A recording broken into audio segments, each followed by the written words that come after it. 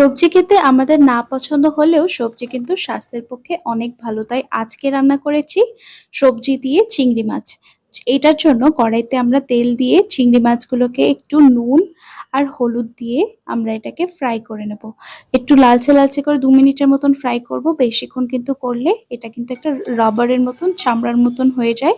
তারপরে আমরা কড়াইতে তেল দেব। তেল দিয়ে ১/২ চামচ মতন জিরা আর এর মধ্যে দিয়ে দেব পেঁয়াজ, টমেটো আর কাঁচা লঙ্কা। এর মধ্যে কোনো আদা রসুন পেস্ট ইউজ করব না। এখন আমি এটাকে একটু ভালো করে নেড়েচেড়ে ফ্রাই করে নেব।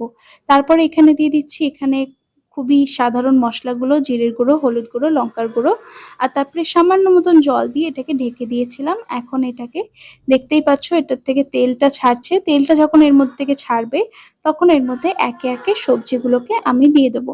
আমি প্রথমেই দিয়েছি চাল কুমড়ো। দেখো চাল কুমড়োটাকে আমি কিরকম ভাবে কেটেছি। আর তারপরে দিয়েছি আমি কুমড়ো, তারপরে দিয়েছি আমি বেগুন আর তারপরে দিয়েছি আমি ঝিঙে। তো এই সমস্ত সবজির মধ্যে কিন্তু অনেক অনেক পরিমাণ জল থাকে, তাই জন্য এটাতে কোনো এক্সেস জল দিতে হবে না। এটা নাড়িয়ে চাড়িয়ে কিছুক্ষণ ঢেকে দিলেই কিন্তু এর মধ্যে থেকে প্রচুর প্রচুর পরিমাণ জল ওঠে।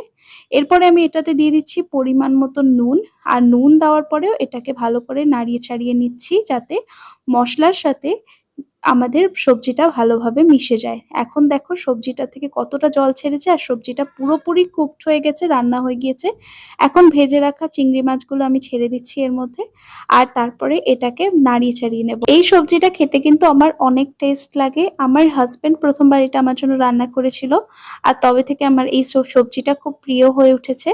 এর মধ্যে নামানোর আগে এটাকে দিয়ে দিচ্ছি ধনেপাতা। ধনেপাতা দিলে এর টেস্ট অনেক গুণ বেড়ে যায়।